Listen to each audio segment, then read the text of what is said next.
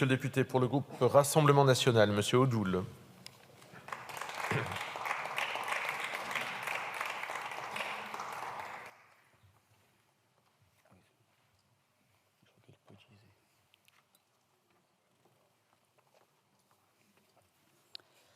Monsieur le Président, Madame la Ministre, Madame la Secrétaire d'État, Madame la Présidente de la Commission, Messieurs les rapporteurs, chers collègues. Sur le papier, le budget alloué au sport dans le projet de loi de finances pour 2024 devait réunir tout le monde dans la perspective des Jeux olympiques et paralympiques.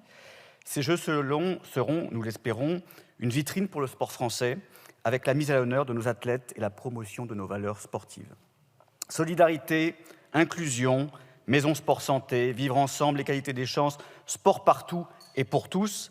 Derrière ces slogans qui ne coûtent pas cher et derrière ces augmentations de crédits qui coûtent un peu plus cher, on constate beaucoup d'illusions et un terrible aveuglement. Beaucoup d'illusions car ces augmentations sont un trompe-l'œil avec l'inflation. Et beaucoup d'aveuglement car vous ne voulez pas voir le mal principal qui ronge aujourd'hui le sport, la vie associative et notre jeunesse.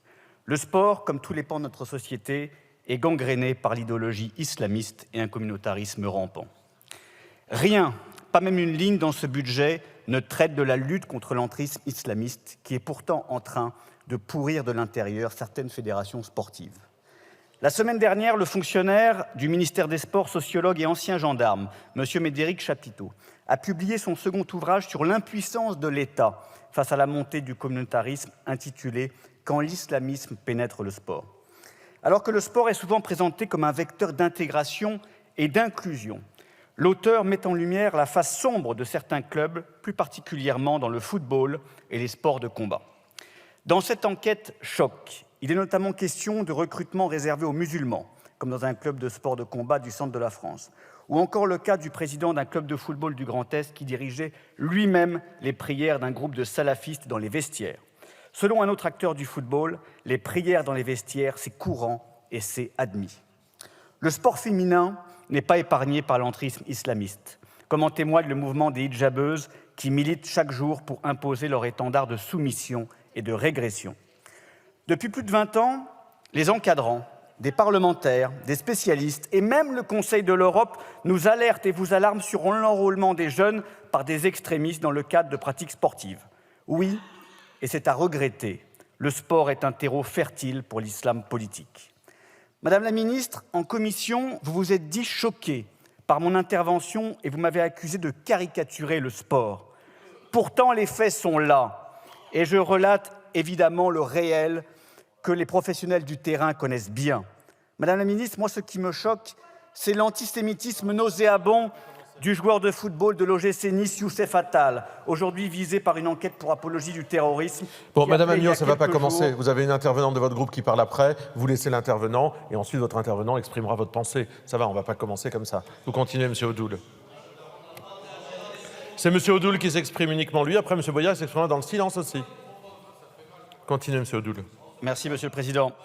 Youssef Attal, donc joueur de l'OGC Nice, visé par une enquête pour apologie du terrorisme, qui appelait il y a quelques jours à un jour noir pour les Juifs en relayant une publication d'un prédicateur islamiste. Ce dernier n'a été sanctionné par la Ligue de football professionnelle que de 7 matchs de suspension.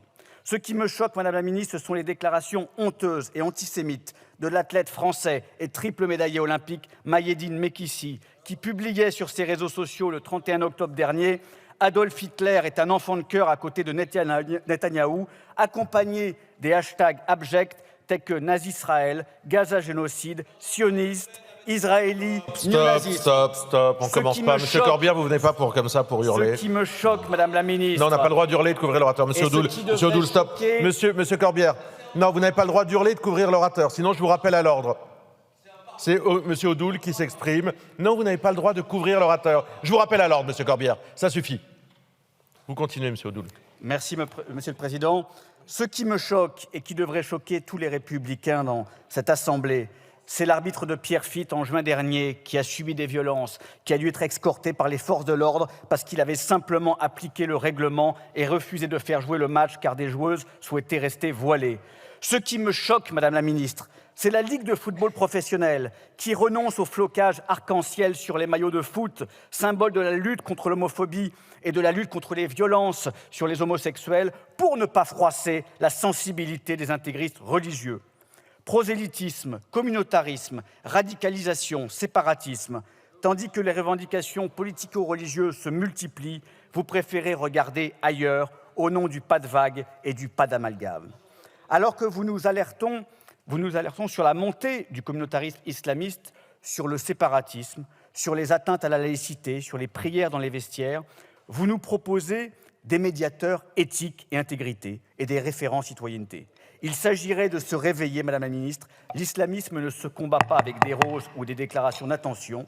Madame la Ministre, quand comptez-vous budgéter l'expulsion de l'islamisme de nos terrains de sport? Merci. Dans le même silence, M. Boyard pour le groupe de la France Insoumise.